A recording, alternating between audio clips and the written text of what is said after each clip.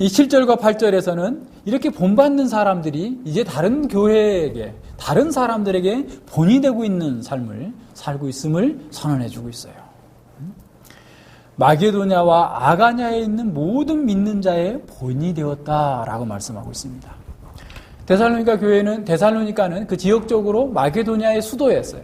그러니까 마게도냐의 수도이고 항구 도시이기 때문에 수많은 사람들이 데살로니가에 왕래했습니다. 근데 그러한 사람들을 통하여서 데살로니가의 교회가 이 복음의 열매를 맺고 바울과 그리스도를 담고 그리고 사랑과 믿음과 소망을 가지고서 그 세상 가운데서 정말 새로운 삶을 살고 있음이 그 세상 사람들 속에서 묻혀서 나아간 거예요. 그래서 사람들은 이 복음을 통하여서 혁명적으로 변화된 데살로니가 교회의 사람들을 여기저기에, 야, 데살로니가에 요새 새로운 무슨 특별한 일이 있다. 그러니까 뭐 세상에는 그렇잖아요. 사람들이 뭔가 새로운 것에 늘 관심을 갖죠. 왜냐하면 세상은 늘 그러니까. 그런데 이상한 일이 있대. 데살로니가에 가서 보니까 적지 않은 사람들이 그동안에 정말 사기꾼들이었고 간음자들이었고 폭행자들이었고 악한 자들이었는데 완전히 바뀌어가지고 새로운 사람들이 됐대.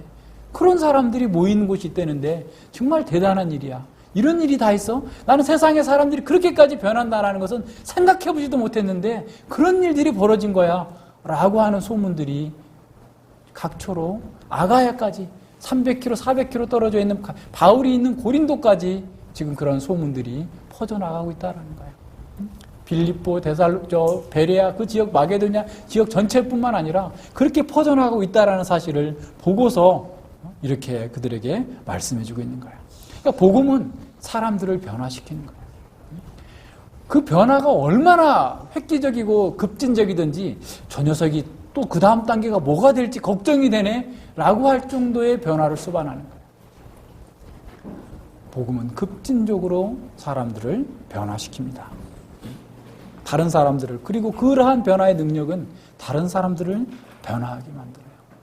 어떤 사람이 그럽니다. 나는 하나님을 보지 못했지만 너의 변화된 것을 보니까 하나님이 계신 것은 맞는 것 같다. 이런 얘기가 데살로니가에 막 퍼지게 된 거예요. 사람들에게 퍼지게 된 겁니다. 그들의 복음의 증거는 입술의 증거뿐만 아니라 삶으로서 그 증거가 나타나게 된 거예요.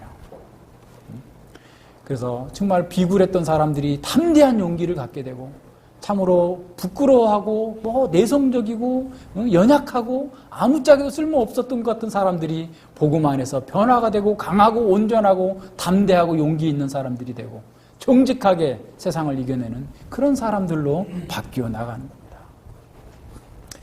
이런 사람들을 통해서 어느 시대나 교회가 새롭게 되어졌고 세상이 바뀌었습니다.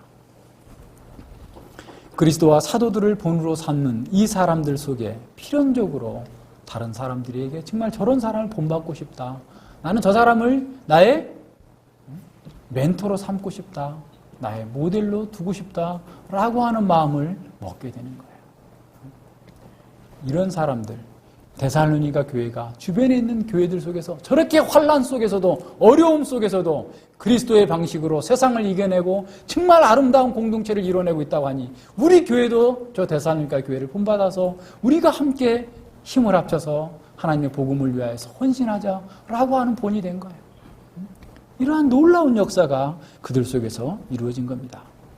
그런데 더 중요한 것은 8절을 다시 한번 보십시다.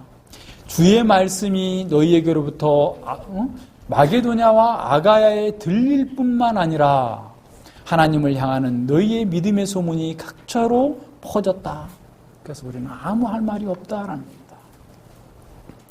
8절을 전반부를 이렇게 8절을 좀 쉽게 번역하면 이런 겁니다.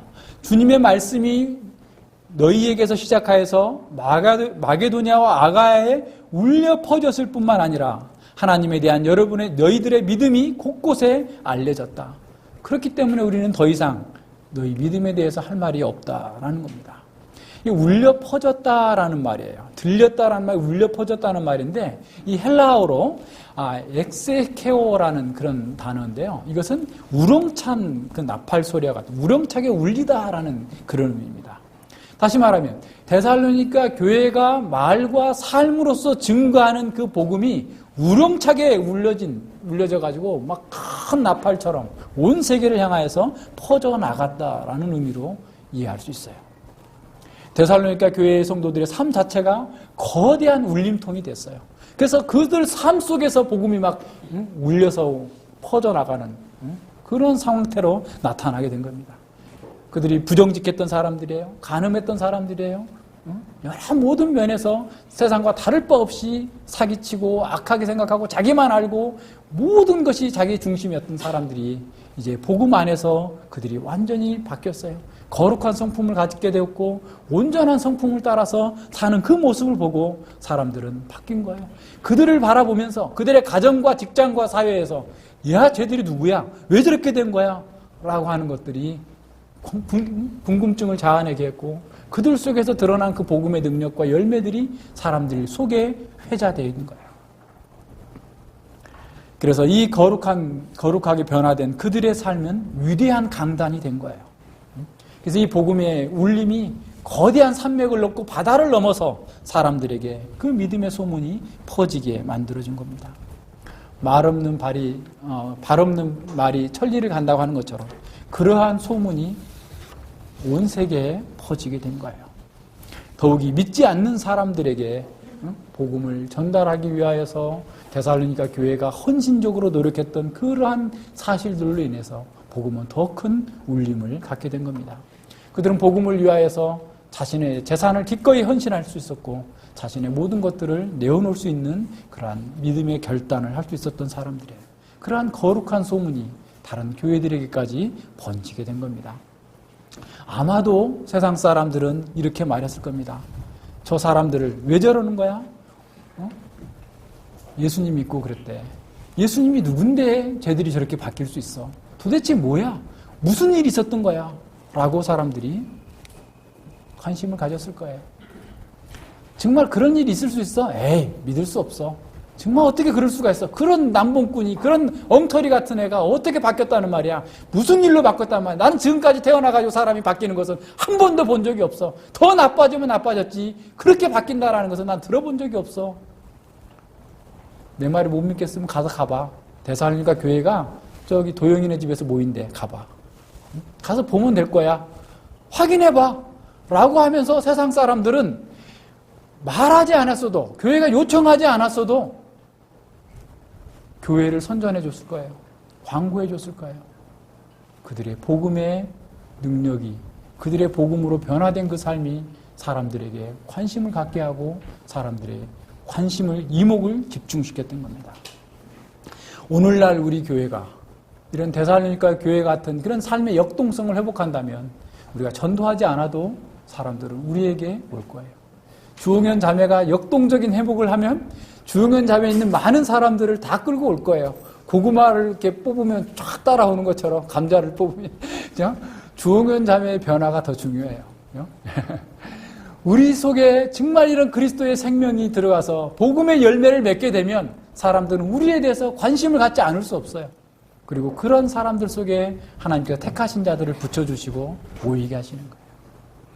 우리에게 중요한 것은 바로 그거예요. 내 속에 바로 이러한 그리스도의 생명의 역동성이 있는가라고 하는 겁니다. 9절에 보면 데살로니가 교회로부터 멀리 복음이 전해지고 있는 하나님을 향한 그 믿음의 소문이 9절과 10절에서는 사실은 그것의 어떤 확실한 근거를 보여주고 있어요. 그러니까 이러한 복음의 열매들의 핵심이 뭐냐라고 하면 바로 9절과 10절에 나타난 건데 우상을 버린 것이고 적극적으로 하나님께로 돌아와서 하나님을 섬기는 것이고 세 번째는 그리스도의 재림을 기다린다라는 겁니다. 회심의 가장 간략한 요약이에요. 회심이 뭔지, 믿음을 가졌다라는 것이 무엇인지를 가장 요약적으로 설명해 주고 있는 본문입니다. 회심은 전환입니다. 결정적인 전환이에요. 죄로부터 그리스도에게로 돌아서는 것이고 어둠에서 빛으로 돌아서는 것이고 우상으로부터 하나님께로 돌아서는 것이에요. 이러한 전환은 삶의 구조인 세계관이 바뀌는 것으로 시작돼요. 삶의 목표가 달라지고 삶의 관점이 달라집니다. 말씀이 들어가서 그 사람 속에 생명적인 변화를 일으키는 거예요. 충성의 대상이 바뀌는 거예요. 쉽게 말하면 쿠데타를 한 거예요. 우상에게 사단에게 쿠데타를 하고 버리고 나와서 하나님을 섬기고 하나님을 왕으로 섬기는 온전한 변화를 얘기합니다. 우상들은 사람의 마음과 정신과 삶을 전적으로 지배하고 있습니다. 우상들은 사람들의 세계관을 장악하고 있고 허무한 것에 굴복하게 하고 하나님께로 나아가지 못하도록 막아버리고 있어요.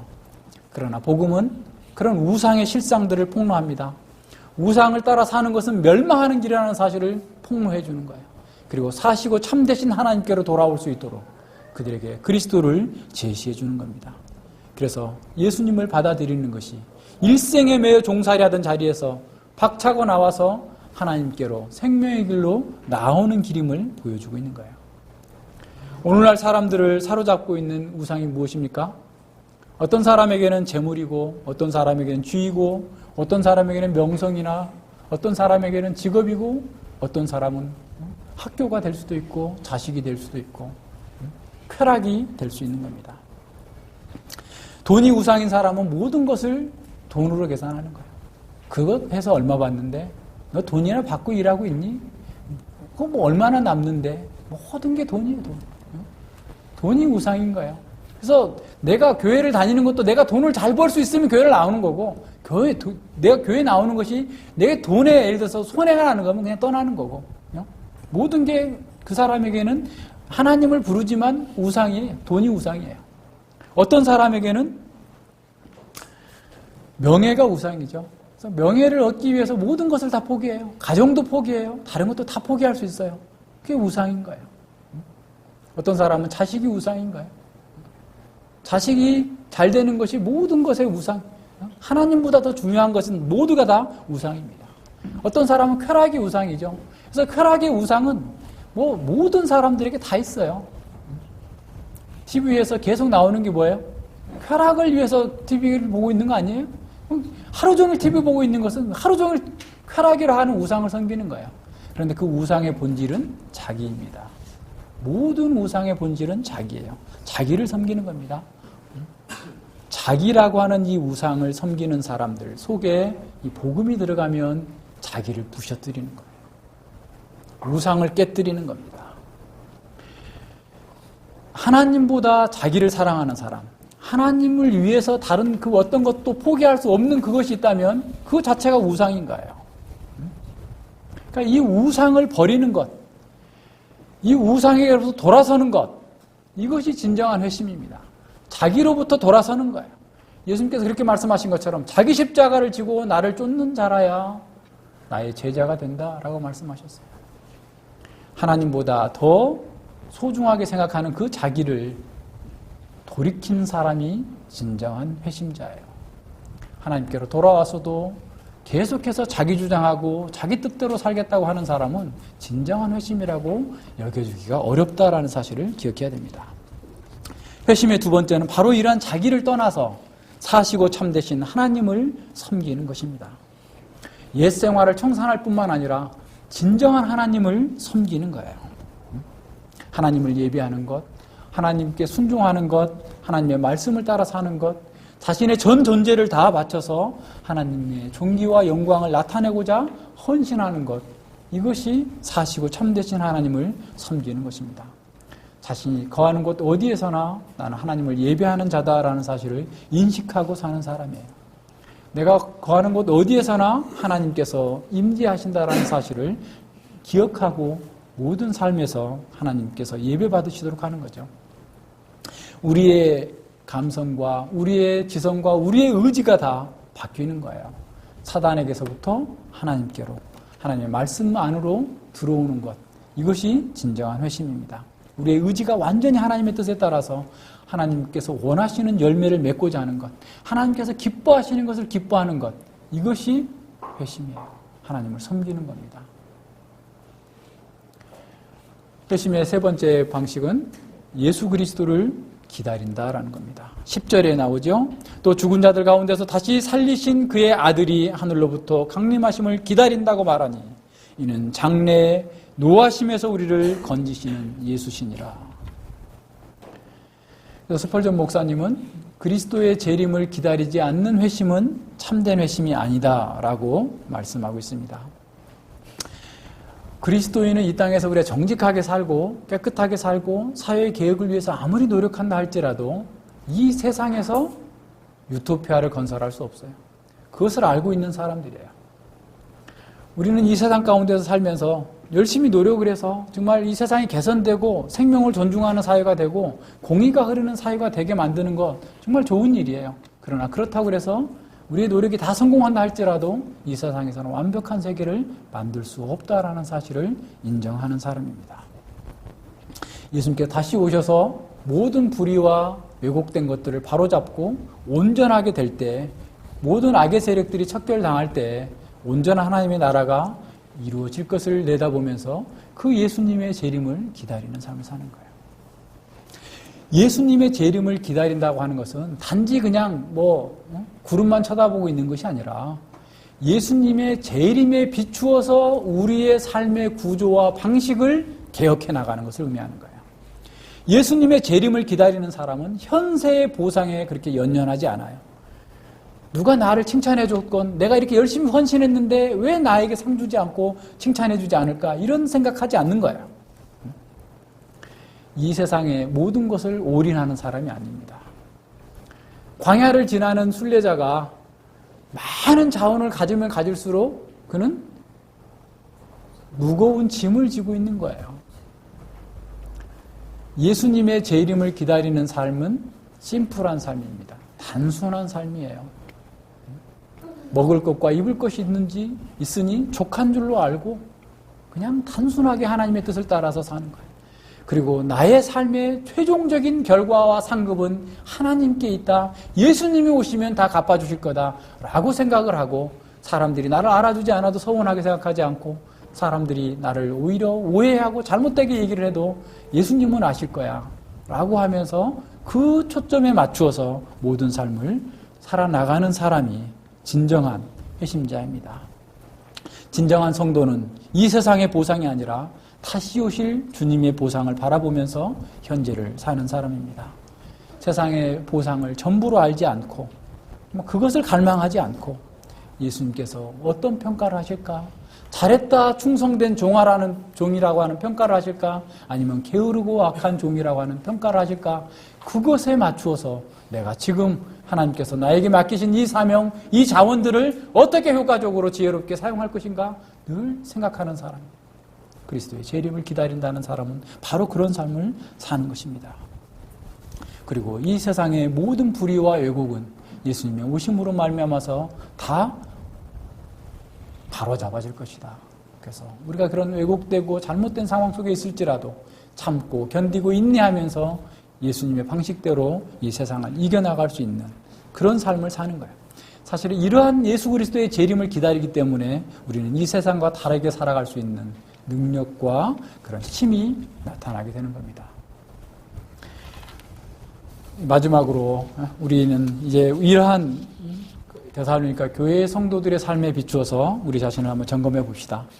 먼저 저는 경외함으로 아직 복음의 능력을 경험해보지 못한 것처럼 보이는 분들에게 몇 가지 묻겠습니다. 정말 여러분 속에 하나님의 사랑하심과 택하심을 받았다고 하는 내적이고 외적인 증거가 나타나고 있는가라는 겁니다. 진정으로 복음의 능력을 체험했느냐라는 겁니다. 복음으로 말미암아 큰 확신이 있느냐라는 거예요. 환난 가운데서도 하나님의 말씀을 받는 것을 통해서 진정한 기쁨을 누리고 있는가? 성령 안에서 말씀을 따라서 사는 것으로 그리스도를 본받는 그런 삶이 여러분 속에 있는가라는 겁니다. 여러분 속에 진정한 회심의 증거가 있는지, 정말 여러분 속에서 우상으로부터, 자기라고 하는 그 우상으로부터 진정으로 돌아선 그 증거가 있는가? 참되신, 사시고 참되신 그 하나님만을 섬기겠다고 하는 것이 최고의 소망인가? 그리스도의 재림을 간절히 기다리고 있는가? 그 재림에 비추어서 여러분의 삶의 방식들을 조정해 나가고 있는가? 비오스, 육체적인 생명이 아닌 진정한 영적인 생명을 여러분이 소유했다고 하는가? 이것을 한번 생각해 봐야 됩니다. 이런 질문을 하게 되면 어떤 분들은 불편해하죠. 왜 그것을 당신이 간섭합니까? 라고 얘기하는데 사실 이것은 말씀 사역자의 의무예요. 고린도서 후서 13장 5절에 보면 바울은 고린도 교회에게 너희가 진정으로 믿음에 서 있는가 너희 자신을 시험하고 확증하라 라고 말씀합니다. 청교도인 리차드 백스터 목사님은 자신의 회중들의 성도들의 영적인 상태를 분별하지 못한 사람은 말씀의 사역자로서의 자격이 없다. 영적인 맹인이다 라고 얘기합니다. 자기가 적어도 목회하고 있는 그 성도들의 영적인 상태를 분명하게 파악하고 있는 것이 사역자의 역할이고 의무인 것이요. 18세기 영국의 대각성 운동 때 조지 필드 목사님은 가는 곳마다 설교하면서 사람들에게 거듭나야 된다라는 것을 강조하셨나 봅니다. 그러자 어떤 그 귀족처럼 차림의 여자 성도가 필드 목사님에게 항의했습니다. 목사님, 왜 설교할 때마다 계속해서 거듭나야 한다라고 말합니까? 너무 자주 하는 거 아닙니까? 라고 이렇게 항의하자 필드 목사님이 이렇게 말씀하셨다고 그래요. 그것은 바로 부인이 거듭나야 하기 때문입니다. 라고 얘기했다는 거예요. 거듭남과 참된 회심이 없다면 기독교의 윤리는 불가능합니다. 거듭나지 않은 사람이 기독교의 윤리를 따라서 산다고 하는 것은 안 돼요. 인도의 수상 간디는 영국에 유학하면서 신약 성경을 읽고 특별히 산상수훈을 읽고 너무나 감동을 받아서 정말 자신의 생애의 모든 힘을 다 쏟아서 이 산상수훈의 삶을 살고자 노력했어요. 그러나 그는 실패했습니다. 할 수도 없어요. 그래서 로마서 8장 7절과 8절에서 이렇게 말씀하시죠. 육신의 생각은 하나님과 원수가 되나니 이는 하나님의 법에 굴복치 아니할 뿐 아니라 할 수도 없음이라. 육신에 있는 자들은 하나님을 기쁘시게 할 수 없느니라. 육신을 가지고서는 우리의 육신적인 그 비오스의 능력과 생명을 가지고서는 결코 하나님을 향하여서 나아갈 수 있는 능력과 힘이 없다라는 겁니다. 그래서 사람들은 기독교를 오해하고 있는 거예요. 자신의 힘으로 할 수 있다고 하면 기독교는 모든 사람들에게 환영받을 수 있어요. 그런데 자신의 힘으로 안 된다라는 것을 선언하고 나가요. 지금까지 하고 있었던 모든 것들은 사실 다 부정하고 오직 하나님의 은혜의 경륜 속에서 나가야 된다라고 하니까 사람들이 싫어합니다. 여러분이 하나님의 말씀을 삶에 적용하고자 하는 것은 좋은 일입니다. 그래서 진정으로 하나님의 말씀을 적용해서 정말 이러한 복음적인 열매가 여러분 속에서 나타난다고 한다면 그것은 거듭남의 증거예요. 그러나 이러한 열매가 없다고 한다면 그것은 아직 거듭나지 못한 것입니다. 데살로니가 교회 성도들처럼 거듭남과 회심의 은혜가 사실은 자신에게 있는지를 먼저 점검해야 됩니다. 거듭난 생명, 이 조회는 결코 메마른 도덕주의자를 만들어내지 않습니다. 생명의 역사는 그 내부의 증거를 가지고 있어요. 내부의 생명의 빛이 들어있습니다. 그 내부 속에서 생명의 강수가 흘러 넘치게 되어 있어요. 그 배에서 생수의 강이 넘쳐나리라. 이것이 여러분 속에 없다고 한다면 울부짖어야 됩니다. 하나님께서 말씀을 통해서 자기의 실상을 보게 해주시고 죄를 깨닫게 해주시고 그 죄를 위해서 이 땅에 오신 예수 그리스도를 내가 영접할 수 있게 해달라고 기도해야 됩니다. 기독교는 바로 여기에서부터 출발합니다. 이러한 시작이 없다고 한다면 아무리 비슷해 보여도 그것은 참된 기독교가 아닙니다. 마네킹이 아무리 사람처럼 만들어졌다 할지라도 전기를 꽂아서 체온까지라도 36점 몇 도로 맞춰놨다 할지라도 마네킹은 마네킹인 것처럼 이 거듭남과 회심의 증거는 너무나 명확하기 때문에 흉내낼 수 없어요. 그래서 이 부분을 여러분이 분명하게 짚고 나가야 됩니다. 두 번째는 여러분들 속에 거듭난 생명이 있는 분들, 우리 교회에게 말씀을 적용해 봅시다. 여러분이 진정으로 거듭났다고 한다면 하나님의 사랑하심과 택하심의 증거를 삶을 통해서 나타내야 됩니다. 여러분도 성령의 기쁨으로 그 복음을 받았습니다. 그로 인해서 우리도 복음을 통해서 그리스도의 성품으로 변화가 되었고 데살로니가 교회처럼 희생적으로 헌신적으로 하나님과 교회를 섬기는 일에 참여하게 되었습니다. 그래서 이러한 하나님의 복음이 우리의 삶에서 커다란 공명이 되고 우렁찬 나팔 소리가 되어야 됩니다. 우리의 삶을 통해서 복음의 울림이 세상으로 메아리 쳐서 가야 돼요. 우리의 삶을 통해서 그리스도의 방식에 따르는 그 삶을 통하여서 사람들은 우리를 통해서 그 복음의 아름다움을 들을 수 있고 볼 수 있도록 만들어줘야 됩니다. 세상이 우리 안에 있는 이 복음의 빛을 보게 하려면 우리가 말로서만 해가지고는 안 됩니다. 특별히 포스트 모던 시대에 우리의 행위를 봐야 돼요. 우리의 행위를 통하여서 이 복음의 빛을 드러내줘야 됩니다. 우리가 전하는 이 메시지와 동일한 거룩한 삶이 없다면 우리의 메시지는 공허한 것이 될 뿐입니다. 복음을 전하는 교회는 반드시 복음을 삶으로서 구현해내야 됩니다. 데살로니가 교회로부터 퍼져나간 주의 말씀은 그들의 전도뿐만 아니라 그들의 회심으로 말미암은 삶의 혁명적인 변화가 있었기에 가능했던 것입니다. 그들은 그 시대의 모든 우상들을 담대하게 거부했습니다. 그들은 박해 가운데서도 복음에 구현하는 것, 복음의 길을 거부하지 않았습니다. 오히려 큰 기쁨으로 그 복음을 따라 살게 되었던 것이죠. 그들의 변화된 세계관, 그들의 믿음의 역사와 사랑의 수고와 소망의 인내는 사람들을 감동시키기에 충분했던 것이죠. 어쩌면 그런 변화를 보기 위해서, 그런 변화를 확인하기 위해서 사람들은 데살로니가를 방문했을 수도 몰라요. 많은 사람들이 교회가 전하는 이 복음의 삶 속에서 정말 구현되는 그 현장을 보고 싶어 했을 겁니다. 그래서 기독교만이 참되고 유일한 종교라는 사실을 깨닫고 그들 스스로 그걸 복음 안으로, 교회 안으로 들어오기를 갈망했을 거예요. 오늘날 우리 시대는 삶으로서 복음을 구현하는 참된 교회의 나팔 소리를 갈망하고 있습니다. 오늘날은 교회마저도 주의 말씀의 능력을 상실해버렸고 복음은 시대에 맞지 않는 처방이다라고 비웃고 있습니다. 그래서 주님의 말씀보다는 상담학과 심리학을 사용해서 사람들을 돕겠다라고 목사들마저 나서고 있는 그런 시대입니다. 그들은 주의 말씀보다 세상의 처방이 더 효과적이다라고 말하면서 복음의 완전성을 믿는 우리를 조롱하고 있습니다. 여러분, 주의 말씀을 사랑하는 여러분, 주의 말씀의 능력을 경험한 바로 여러분이 여러분의 삶 속에서 이 복음의 능력을 나타내야 됩니다. 그래서 이 복음을 새로운 활력을 가지고 전파하는 것을 통해서 저들의 그 조롱을 복수해야 됩니다. 거룩한 복수를 하는 거죠. 거룩한 성품을 통해서 끊임없는 수고를 통해서 주의 말씀과 능력을 나타내 보여줘야 됩니다.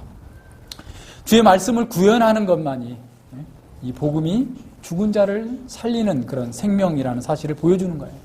이 복음을 통하여서 정말 중독과 속박으로부터 진정한 해방을 준다라는 사실을 우리는 사람들에게 보여줘야 됩니다. 영적인 배고픔과 고통으로 파리해진 영혼들에게 복음으로 진정한 부유함과 생명의 능력을 체험할 수 있는 그런 양식을 제공한다는 사실을 발견하게 해줘야 됩니다. 복음만이 정신적으로 심리적으로 약한 자들을 담대하고 강하고 온전한 사람으로 만들어줄 수 있다는 사실을 증거해야 됩니다. 복음만이 슬픔에 잠긴 사람들에게 진정한 위로가 되고 진정한 치료를 준다는 사실을 우리가 우리의 삶을 통하여서 보여줘야 됩니다. 이것은 요란한 광고나 선전을 통해서가 아니라 말씀의 은밀한 능력을 우리의 삶 가운데에서 실천하는 것으로서 성결의 능력을 통하여서 그것을 나타내 보이는 겁니다. 그런 방식으로 복음을 우리의 삶의 현장 모든 곳에서 우렁차게 울리게 해야 됩니다. 다른 모든 잡소리들을 압도할 만큼 우렁차게 아름답게 이 복음의 선율을 나타내 보이는 것, 이것이 우리의 사명입니다. 우리 모두 이 구원의 길을 알리기 위해서 더 큰 능력을 구해야 됩니다. 더 큰 지혜를 구해야 됩니다. 그리스도의 영광과 능력이 대적들에게 공격을 당하고 있는 이 시대에 우리가 일어나야 됩니다. 복음의 전신갑주를 입고 주께서 원하시는 대로 주께서 부르시는 그 거룩한 부르심에 합당하게 힘차게 일어나서 이 복음을 나타내 보여야 됩니다. 그렇게 하면 우리에게 믿음과 사랑과 기쁨이 더욱 넘치고 의와 평강과 행복이 우리로부터 세상으로 흘러 들어갈 거예요. 그래서 정말 목말라 하는 갈망하는 사람들에게 이 복음의 생수가 우리를 통하여서 증거되어지고 우리를 통하여서 아름답게 드러날 것을 우리는 내다보면서 이 데살로니가 교회처럼 복음의 능력을 우리가 경험하고 또 증거하고 나타낼 수 있는 거대한 복음의 나팔이 되어주기를 같이 소원해야 되겠습니다. 기도합니다. 하나님 아버지 감사를 드립니다. 참으로 데살로니가 교회가 이 복음을 기쁨으로 받고 이 복음 가운데에서 참으로 열매를 맺는 것을 통하여서 하나님의 사랑하심과 택하심을 입은 자라고 하는 이 놀라운 확증을 받았던 것처럼 저희들이 이 복음 안에서 온전한 변화를 이루어서 참으로 우리의 삶과 우리의 고백을 통하여서 이 복음이 온전하게 증거되어지고 나타날 수 있기를 간절히 사모합니다. 그러기 위해서 무엇보다도 우리가 이 말씀을 기쁨으로 받고 이 말씀 가운데에서 사도들과 그리스도를 닮고 그 그리스도의 능력을 회복함으로 말미암아서 이 패역하고 타락하고 우상 숭배가 가득한 이 세상 속에서 하나님의 영광을 드러내며 주의 아름다움을 나타낼 수 있도록 붙들어 주시옵소서. 우리의 연약한 것들, 우리의 부족한 것들, 그것이 문제가 아니라 우리가 바로 이 복음의 능력을 경험하고 이 복음의 능력을 우리의 삶 가운데서 구현하는 것이 더 크고 더 중요한 문제라는 사실을 더 깊이 인식하고 이 말씀 가운데에서 온전히 하나님의 형상과 하나님의 나라의 영광을 드러낼 수 있도록 저희들 모두를 새롭게 하여 주시옵소서. 감사드리며 예수님 이름으로 기도드립니다. 아멘.